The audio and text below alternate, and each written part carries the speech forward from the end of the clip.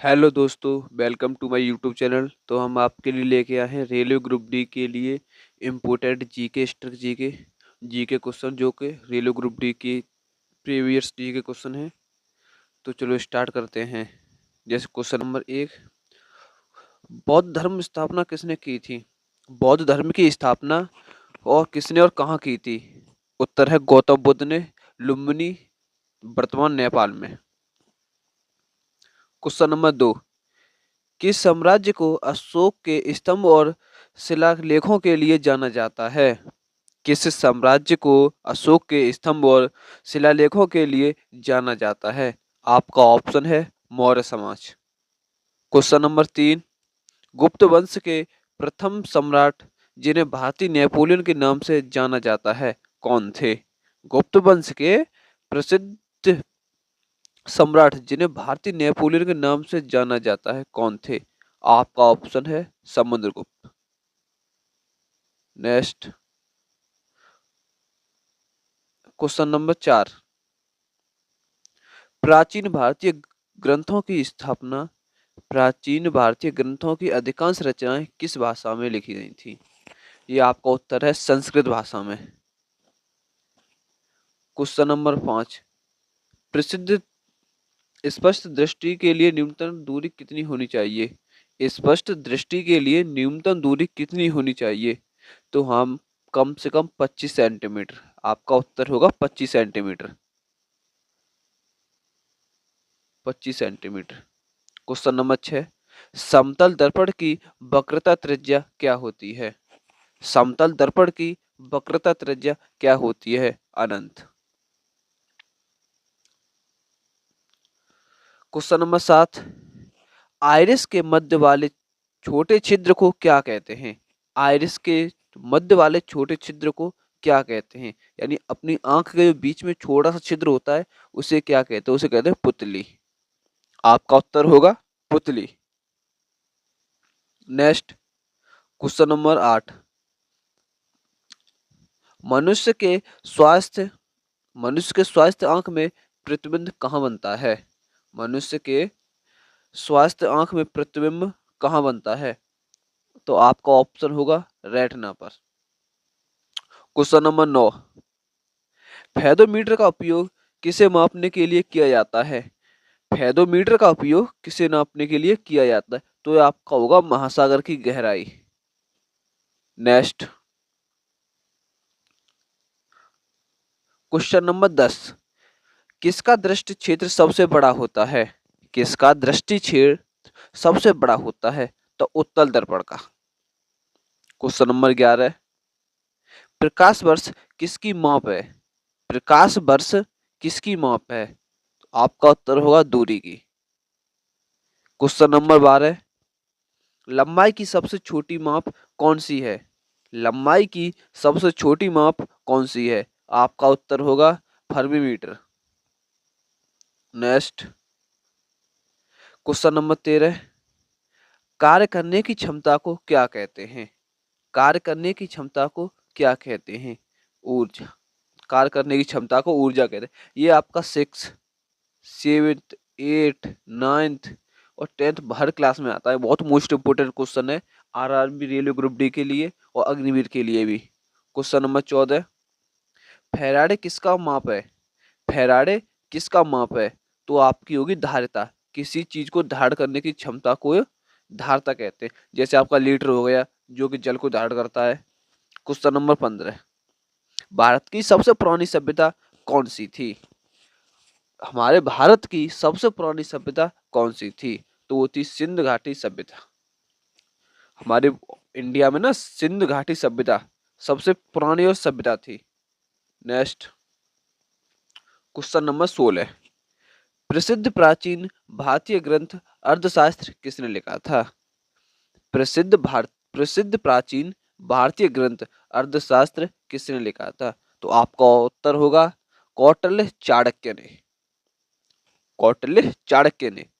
Question number 17, वैदिक सभ्यता से जुड़ी कौन सी नदी है? वैदिक सभ्यता से जुड़ी कौन सी नदी है? तो आपका उत्तर होगा सरस्वती नदी। क्वेश्चन नंबर 18, महल में स्थित ग्रेट बांध कहाँ है? महल में स्थित ग्रेट बांध कहाँ है? तो आपका होगा ये ऑप्शन मोहनजोदड़ो सिंधु घाटी सभ्यता में। ये भी हमारी सिंधु घाटी सभ्यता में ही स्थित है। Next question number 19। विश्व युद्ध के दौरान पहला परमाणु बम किस शहर पर गिराया गया था? विश्व युद्ध के दौरान कौन सा परमाणु बम कौन से शहर पर गिराया गया था? दौराना पहला परमाणु बम कौन से शहर पर? यह आपका हिरोशिमा जो जापान में पड़ता है। Question number 20। प्रसिद्ध कलाकृति मोनालिसा किसने बनाई थी?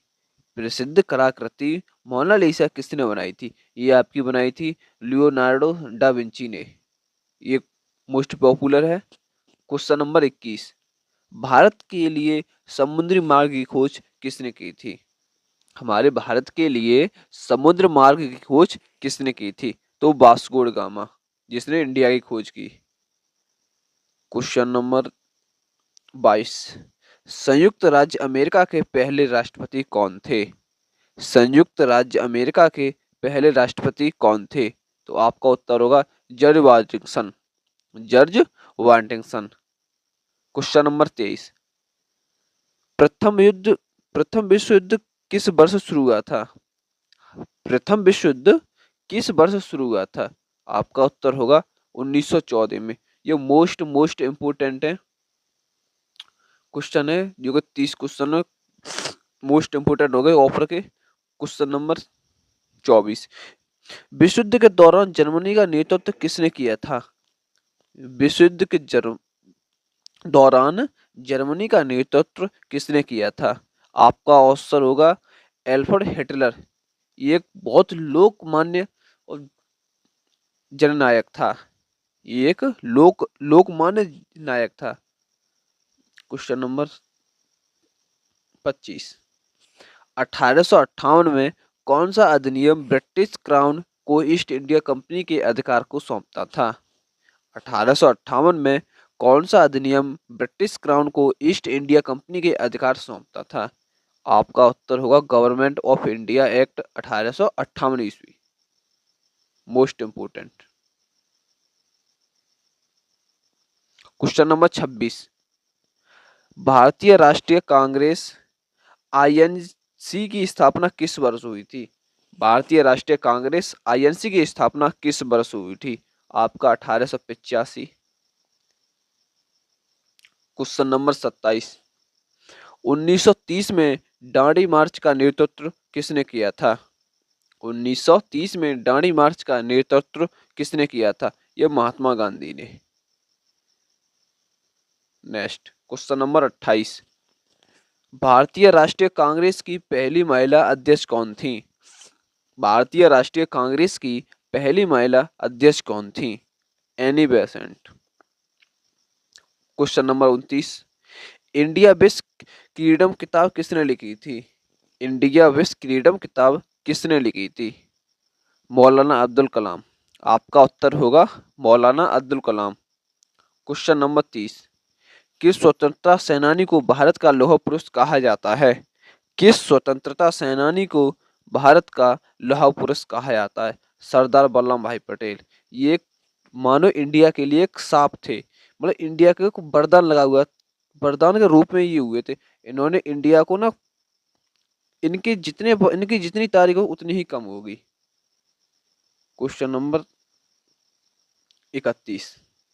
दिल्ली में लाल किला किसने वाले प्रसिद्ध सम्राट कौन थे? दिल्ली में लाल किला बनाने वाले प्रसिद्ध सम्राट कौन थे? ये आपका ऑप्शन होगा शाहजहां। Question number 32। भारत में पहला सुल्तान बनने वाला शासक कौन था? भारत में पहला सुल्तान बनने वाला शासक कौन था? यह होगा कुतुब ऐबक, जिसने कुतुब मीनार की खोज की, वो की स्थापना। Question number 33। हल्दी घाटी के युद्ध में वीरता के लिए किस राजपूत शासक को याद किया जाता है?